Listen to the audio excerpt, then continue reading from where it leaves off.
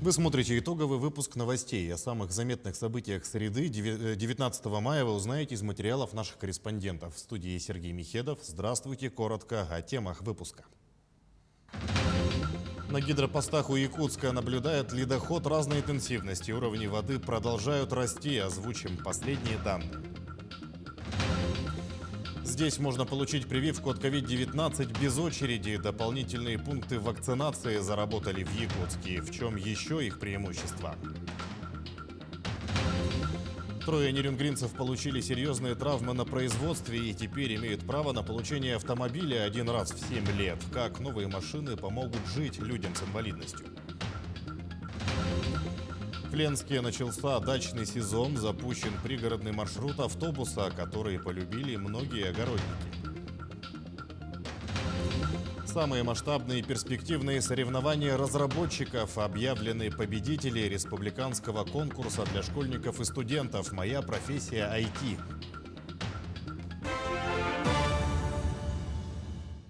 На реке Лени у Якутска уровни воды растут с разной интенсивностью. У Покровска редкий ледоход. Уровень воды 740 сантиметров. При отметке опасного явления 1370. Вода упала на 2 сантиметра за 4 часа.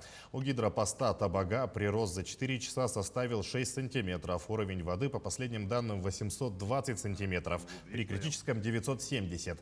У Якутска вода поднялась также на 6 сантиметров и находится на отметке 587. При критической цифре 827. На гидропосту Кангаласы отмечают рост на 14 сантиметров за 4 часа. Отметка 947 сантиметров при критическом значении в 1 метр.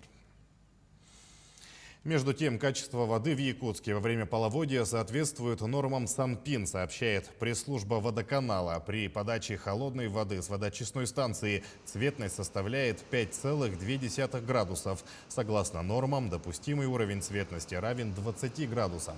Отмечается, что при этом в реке Лени зафиксирована цветность 155 градусов. Комиссионное обследование акватории реки Ирилях провели специалисты акционерной компании «Алроса» совместно с представителями Минэкологии Республики и администрации Мирнинского района. Осмотрели водоохранную зону на границах производственных площадок Мирнинского обогатительного комбината. Отмечается, что усиленный мониторинг водных объектов проводится для обеспечения безопасного пропуска весеннего половодья и контроля за состоянием водных объектов. Ведут еженедельный отбор проб воды. По итогам осмотра нарушений природоохранного законодательства не выявлено. На участках отработки месторождений Ирилях и Горная паводок проходит в штатном режиме. Можно так сказать, что этот паводок самый легкий, я так считаю, в Мирнинском ГОКе, по моим наблюдениям, там, с 2010 года. Иначе говоря, уровень перелива на Ирилявском гидроузле самый минимальный. Ну и, собственно, по объему воды такой самый спокойный за все время наблюдений. Но пока угроз прорыва дамб нет, паводок идет в штатном режиме. Претензий нет. Также дополнительно у нас сейчас ведется усиленный мониторинг состояния водного объекта, проводятся лабораторные исследования, отбор проб в усиленном режиме на 7 контрольных створах. Суда на воздушных подушках возобновили пассажирские перевозки через Лену между столицей республики и Нижним Бестяхом, сообщает пресс-служба Минтранса региона. Перевозки были приостановлены из-за интенсивного ледохода. В данный момент ситуация на реке нормализовалась. Перевозка пассажиров ведется с использованием 4 аэроботов. Возобновлены перевозки и на 10 судах на воздушной подушке. Перевозчики планируют выполнять рейсы до 20:00. Пожарно-тактические учения сегодня провели сотрудники МЧС в Якутской топливно-энергетической компании. Сложность объекта заключается в наличии больших объемов горючей жидкости и их пожароопасности. Целью учений стала отработка навыков тушения пожаров на бензовозной технике. Отработаны действия администрации объекта и пожарно-спасательных подразделений по эвакуации людей и тушению пожара. На учения привлекли 18 единиц техники и 59 человек личного состава, а также полицию, скорую помощь и другие службы. Учения отработали неплохо, хорошо. Сейчас с оперативным штабом соберемся, проанализируем все действия персонала, действия пожарных подразделений. Вот, и дадим оценку. Учения здесь мы проводим ежемесячно, вот, свои внутренние, согласно плану ликвидации аварий. Вот. Там как теоретическое обучение, так и практическое, вплоть до применения первичных средств пожаротушения, оказания первой медицинской помощи, ну и течи нефтепродуктов, устранения розливов нефтепродуктов. Такие учения проводятся у нас постоянно. Сейчас к текущей эпидобстановке 106 новых случаев заражения коронавирусом выявили в Якутии за сутки. Из них в Якутске 69, в Мегино-Кангаласском районе 7, в Усть-Алданском 6, в Амгинском и Момском по 5 заболевших, в Верхоянском районе 4, в Верхневилюйском и Хангаласском по 3. По одному заражению выявлено в Алданском, Кобяйском, Нижнеколымском и Чурапчинском районах. За сутки региональные лаборатории провели свыше 2500 исследований на ковид. Дополнительные пункты вакцинации заработали в Якутске. Всего открылись почти 30 точек, где жители и гости столицы могут получить прививку от коронавируса. В чем преимущество этих пунктов и что нужно для получения вакцины? Подробности далее. Теперь нет необходимости стоять километровые очереди и записываться на получение вакцины от коронавируса. Все стало еще проще. Так, в городе Якутске открылось 28 дополнительных прививочных пунктов, где горожане могут пройти без каких-либо преград вакцинацию от COVID-19. Городская больница номер 2 города Якутска. Со вчерашнего дня, это с 18 мая, мы здесь в здании аэропорта города Якутска развернули 2 точки. На первом этаже это в основном для охвата прилетающих. И на втором этаже и для работников данного предприятия. Такой же пункт открылся и на автовокзале Якутска. И сразу же очередь. Вчера вакцинировалось 16 человек. Из них были медотводы. Желающих много. Чтобы поинформировать людей о массовой иммунизации населения, врачам помогают студенты медицинских учебных заведений. Они не только сообщают, что здесь можно получить бесплатно вакцину, но и помогают пожилым людям и людям с ограниченными возможностями здоровья подняться или добраться до пункта. Мы здесь стоим, призываем людей получать вакцину. Здесь можно получить вакцину без очереди. В основном здесь получают вакцину люди старческого возраста и люди, которые собираются на дачу или в улус. Так, например, в эти дни в центре Якутска вакцину можно получить в Русском театре, торгово-развлекательном комплексе Туймада, в здании Лорпа, Дома правительства номер 1, МФЦ «Мои документы» по Амосово и в театре Эстрады. Также пункты открылись и в управах столицы, и даже в некоторых образовательных учреждениях. Вместе с тем общественники Общероссийского народного фронта в эти дни проверяют соблюдение мер безопасности в общественных местах. Видим, ажиотаж есть, да, люди хотят вакцинироваться, хотят получить вакцину и приходят в доступное для них время без дополнительной записи, проходят необходимые тесты, получают заключение врача и получают вакцину здесь по месту. В целом открытию дополнительных пунктов вакцинации рады многие горожане. Очень хорошая инициатива главы Республики Саха-Якутия. Люди будут знать, что можно взять с собой только документы, то есть достаточно паспорт, СНИЛС и страховой полис. И они могут привиться. Очень удобно, конечно, чем куда-то бегать там. Ну, если человек хочет вакцинироваться, то это для него, естественно, хорошо, чтобы не стоять в очереди, чтобы был меньший риск заражения. Можно было это заранее придумать такое, тогда больше народу бы привилось, я так думаю. Для усиленной вакцинации населения города Якутска сегодня развернуты 45 пунктов, 55 мобильных прививочных бригад и 20 мобильных пунктов. Благодаря этому увеличилась пропускная способность пунктов вакцинации населения с 2500 до 10 500 человек в сутки в целом по региону. Напомним, все эти пункты будут работать до 30 мая, то есть до конца этой недели. Дмитрий Тымыров, Татьяна Филиппова, Григорий Яхлопков, Якутск.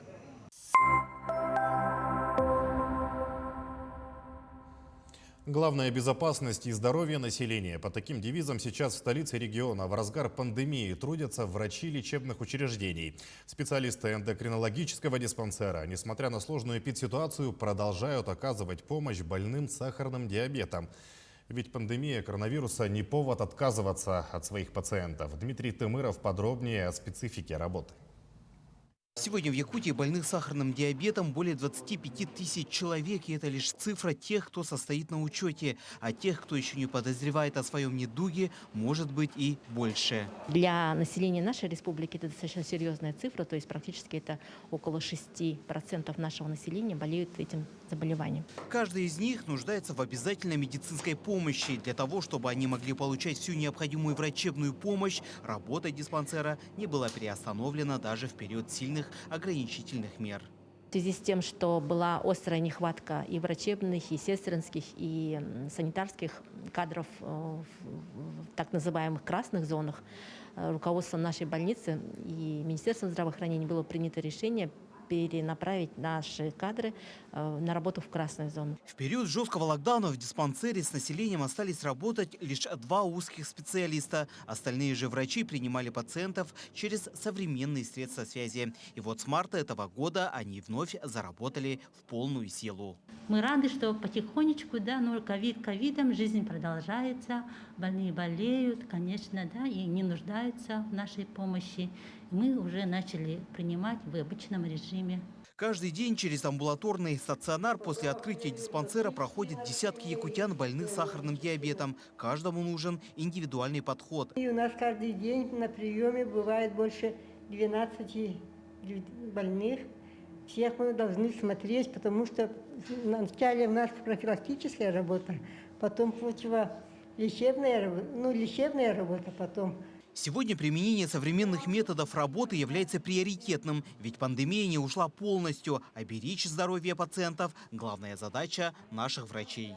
Во многих районах надо отметить, что нет эндокринологов, таких специалистов узких, да? Их функции выполняют терапевты. Конечно, им достаточно сложно разобраться в той или иной клинической ситуации. И благодаря телемедицинским технологиям сейчас в настоящее время мы достаточно широко пользуемся вот этой технологией и помогаем нашим коллегам на местах, то есть в районах республики. В самом же диспансере сегодня все так же остаются требования ношения масок, социального дистанцирования и дезинфекции рук. Так что если вам вдруг стало не по себе, чувствуете недомогание, не забывайте, что есть современные средства связи. Лучше позвонить и получить консультацию через интернет или телефон. Дмитрий Тымыров, Георгий Григорьев, Якутск. Более 7 миллиардов рублей в этом году предусмотрено на реализацию национального проекта «Демография», в том числе порядка 5 миллиардов на финансовую поддержку семей при рождении детей. Национальный проект направлен прежде всего на формирование ЗОЖ, повышение продолжительности жизни и рождаемости. Стоит отметить, что на сегодня Якутия сохраняет лидирующие позиции по рождаемости. 7-е место среди регионов страны и 1-е место на Дальнем Востоке. За последние 3 года объем средств, предусмотренных на поддержку семей с детьми по линии Минтруда региона, увеличился в 2,7 раза. Уже с начала года у нас получили реальную конкретную помощь в виде ежемесячных выплат, в виде единовременных выплат практически 20 тысяч семей. В рамках национального проекта проходят процедуры ЭКО. И в этом году уже более чем 800 детей зачислены на вновь созданные места в детских садах негосударственного сектора в возрасте от 1,5 до 3 лет. В этом году планируется ввод 8 объектов, 8 детских садов. Планируется ввод 1 объекта социального обслуживания. Это подведомственное учреждение Министерства труда в Вилюйском районе, специализированный дом-интернат. В прошлом году в семье Куличкиных родился 3-й ребенок. С получением статуса многодетной семьи у них появилась возможность приобрести субсидированные билеты на авиаперелеты. Помимо этого, многодетная семья планирует уже в этом году купить квартиру в ипотеку. Огромную поддержку в этом окажет выделяемая государством помощь на 3-го ребенка в размере 450 тысяч рублей. В данное время помощь государства многодетным семьям и вообще семьям с детьми, она колоссальная. На 3-го ребенка я ежемесячно получаю 18 500 рублей, да, плюс к этому я получаю с работы по уходу деньги. И плюс на 3-го ребенка мы должны получить земельный участок. Также Якутия входит в топ-10 инвестиционно привлекательных регионов страны. Рейтинговые агентства изменили прогноз республики по кредитным показателям с негативного на стабильный. Напомним, кредитный рейтинг – это независимая оценка возможности заемщика обслуживать свои долговые обязательства. Сегодня республика проводит взвешенную долговую политику и фокусируется на поддержании низкого уровня долга. В течение последних 5 лет Якутии удалось удержать прямой долг на стабильном уровне. Наличие кредитных рейтингов у субъекта Российской Федерации, то есть у края, области, республики, является основным условием размещения и допуска облигаций на московской бирже. Почему? Потому что мнения международных экспертов являются основополагающими для выбора инвесторами, в данном случае предоставления займов либо ценных бумаг субъекта. И вот эти рейтинги, например, достаточно высокий BBB-, и прогноз стабильный от рейтингового агентства Fitch позволяет нам рассчитывать на более низкие ставки при заимствовании, при увеличении наших ценных бумаг и займов. И инвесторы ориентируются на эти оценки рейтинговых агентств. На московской бирже успешно размещены облигационные займы республики. И несмотря на то, что в этом году планировалось разместить всего 6,5 миллиардов рублей, от инвесторов поступило 48 заявок. В итоге спрос превысил предложение в 4 раза и составил 26 миллиардов. Так, в этом году ожидается исторический рекорд объемов привлечения по региональным облигациям в размере до 800 миллиардов рублей. Глава Якутии принял участие в открытии православного культурно-просветительского центра в Мирном. Строительство было инициировано по просьбе общественности с благословения архиепископа якутского и ленского Романа при финансовой поддержке Алроса и лично генерального директора Сергея Иванова. Центр будет действовать по принципу учебного заведения дополнительного образования. В здании расположился детский православный центр «Истоки». В рамках его деятельности предусматривается обучение основам православной культуры и веры, изучение истории Ветхого и Нового Заветов. Для ребят старшего возраста планируется обучение основам домоводства и ручного труда. Также организованы группы основ актерского мастерства и журналистики. Очень, знаете, важно, что вот такой объект, направленный не только на веру, но и направленный на развитие нравственности, духовности у наших детей, появился именно сейчас, в это непростое время. Мы все видим, какие трагические события происходят порой и у нас в стране, и в мире из-за того, что у нашей молодежи, у наших детей сегодня, к сожалению, с духовными ценностями не все в порядке. Если церковь, если общество в целом само не будет этим заниматься, то, к сожалению, мы оставим наших детей один на один вот сегодняшним информационным обществом. Появление такого центра здесь у нас в Мирном, я уверен, послужит воспитанию в наших детях нравственных ценностей, ценностей настоящих патриотов Мирнинского района, Республики Саха-Якутия, нашей великой страны, сделает их настоящими людьми. В первом квартале текущего года Якутия заняла 3-е место в России по производству золота, почти половину которого добывают алданские горнорудные предприятия. Устойчивое развитие любой компании – это не только модернизация производства, но и повышение уровня охраны труда. С новыми технологиями охраны здоровья, которые внедряются в Селигдаре, ознакомился Руслан Павлов. Вызовите скорую помощь. Наложите электроды на грудную клетку пациента. Голосовое предупреждение и мобильный дефибриллятор готов к работе. Новый прибор, как и многое другое медицинское оборудование, появился в Нижнеякокитском участке золотодобывающей компании «Селигдар». Прошло расширение медицинской службы, в частности медицинских кабинетов. Появилась перевязочная, смотровая, кабинет врача у нас появился. И появилось много дополнительного оборудования для оказания помощи. Охране труда в Селигдаре уделяют особое внимание. С недавнего времени во всех подразделениях якутской группы холдинга действует новое диагностическое оборудование. Теперь каждую рабочую смену горняк начинает и заканчивает в кресле автоматического медицинского контроля. После всех процедур, на которые уходит пару-тройку минут, машина выдает результат. Если показатели превышают норму, за работу берется фельдшер. Но если что, аппарат выявляет какие-то отклонения, допустим, у него артериальное давление не вписывается в принятые нормы, пульс, или, ну, не дай бог, он, если выпил, сразу срабатывает датчик паров этанола, то тогда его приводят или он подходит ко мне, и как врач я углубленно уже рассматриваю состояние его здоровья, принимаю решение о допуске или недопуске его к рабочей смене. Пандемия коронавируса также привнесла новшества. Помимо рециркуляторов воздуха, на входе в каждое помещение стоят тепловизоры, которые фиксируют малейшее отклонение от нормальной температуры тела. Во-первых, он подает звуковой сигнал. Тут же применяют, работник уже понимает, что у него повышенная температура. Сообщение с данного тепловизора уходит на электронную почту медицинскому персоналу с фотографией данного работника, время и на каком объекте зафиксировано повышение температуры. За последние 2 года только на диагностическое оборудование Селигдар потратил десятки миллионов рублей. Забота о здоровье коллектива способствует созданию благоприятных условий как на производстве, так и на отдыхе. Руслан Павлов, Георгий Баранов, ПАО «Селигдар», Алданский район. 3 жителей республики, получившие повреждения здоровья от несчастного случая на производстве, стали обладателями новых автомобилей. Они специально адаптированы под физические возможности своих владельцев, что позволит водителям с поражением опорно-двигательного аппарата увереннее чувствовать себя на дороге. Продолжит наш корреспондент в Нерюнгри Екатерина Павлова.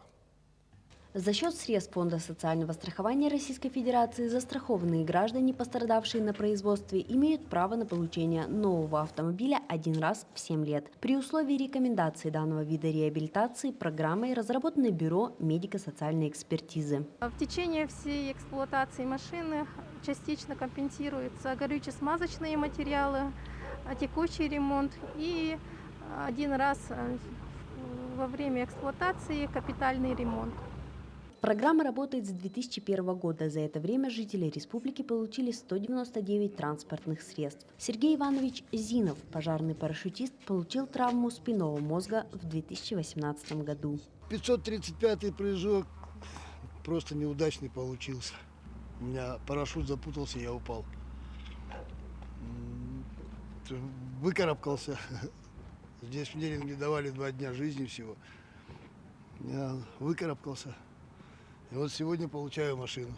Тут можно ногами управлять, там газ-тормоз, можно на ручное газ-тормоз. Все получатели автомобилей пострадали во время исполнения трудовых обязанностей. У 2 из 3 получателей производственная травма случилась на шахте. Автомобиль является техническим средством реабилитации, так как частично восполняет утраченную функцию передвижения. Необычно, даже были приятно удивлены, да, таким событием, которое, мне казалось, это уже давно забыто и как бы потеряно, как программа такая, оказывается, нет, работает. И, да, конечно, большая помощь вообще таким людям, как пострадавшим на предприятии. Достойно. Спасибо огромное. И что еще можно сказать? Просто радостно. Программа реабилитации предусматривает не только бесплатный автомобиль, но и санаторно-курортное лечение, оплату расходов на приобретение лекарств, изделий медицинского назначения, технические средства реабилитации и протезно-ортопедические изделия, а также оплату расходов на проезд застрахованного для получения отдельных видов реабилитации. Екатерина Павлова, Захар Головин, Нерюнгри. В Ленске начался дачный сезон. Запущен пригородный маршрут под номером 102. В дачном направлении автобус делает несколько рейсов в день. Возит садоводов как в будни, так и в выходные. Утро рабочей недели. Довольно прохладно. На остановке, куда вот-вот должен подъехать дачный автобус, уже пассажиры.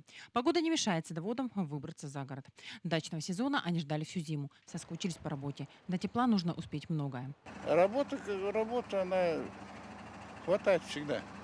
Тем более на земле. Сейчас и перепахивать надо, и старую листву убирать, ну и так далее, и тому подобное. Дачный автобус запущен с этой недели. Ездит 23-местный ПАЗ ежедневно. Отходит от остановки автостанции и доезжает до конечной Сосновой.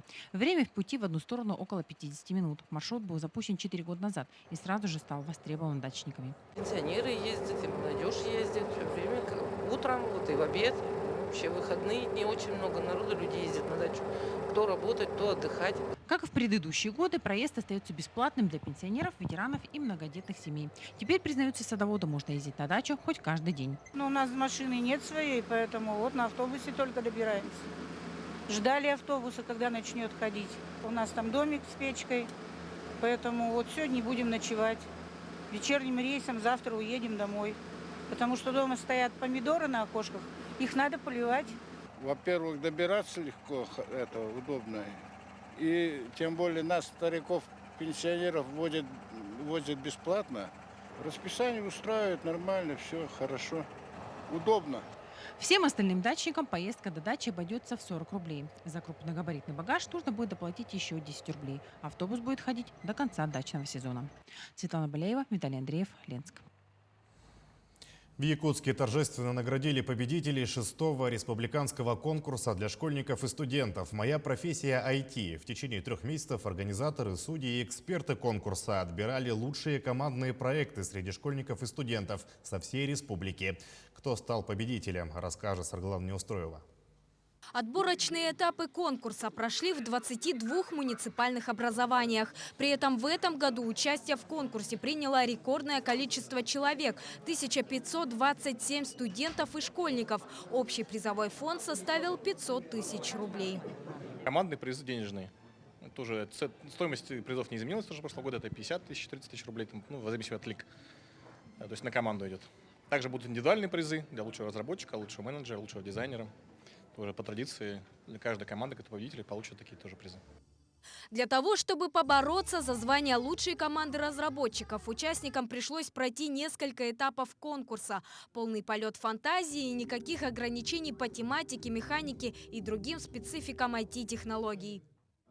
Делали задания, определенные, которые мы для них специально готовили. То есть мы готовили в тайне, в секрете, никому не говорили. И по итогам этих заданий мы уже отбирали. Была комиссия, жюри, в который мы, конечно, не входили, это были внешние эксперты, привлеченные со стороны, даже не из Якутии. А прошло у нас, получается, всего около 28 отборочных этапов прошло. Были в отдельные районные, были общие районные, это комплексное онлайн-мероприятие. Потом были у нас 2 финала прошло по категории А и по категории Б недавно.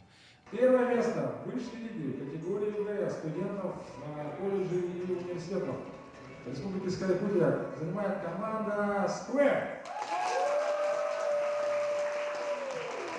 Победители высшей лиги – команда студентов Института математики и информатики СВФУ и команда учащихся специализированного научного центра СВФУ и Международной арктической школы получили главный приз – 60 тысяч рублей. Но что самое главное – путевку в лучшие технические вузы страны, поддержку местных IT-гигантов и гарантированные рабочие места. Мы сейчас находимся в здании IT-парка в центре города. У нас очень много резидентов. Я точно могу назвать из десяток резидентов, которые были в свое время участниками конкурса «Моя профессия IT». И эти выпускники, победители работают сейчас и в Майтоне, в Виндрайвере работают. Сейчас учатся многие в центровузах. Для нас один из метриков – это выбор ЕГЭ по информатике. С каждым годом этот выбор ЕГЭ растет, и значит конкурс работает. При этом, как подчеркнул министр инноваций, уже сейчас возможен запуск франшизы «Моя профессия IT» в других регионах страны. На сегодняшний день это самый масштабный и перспективный конкурс IT-разработчиков среди школьников и студентов не только в республике, но и за ее пределами. Сарглана Неустроева, Илья Сыромятников, Якутск. Таким наши корреспонденты увидели уходящий день. Не забывайте носить маски, обрабатывать руки и соблюдать безопасную дистанцию. А еще лучше – получите вакцину. Всего доброго и до свидания.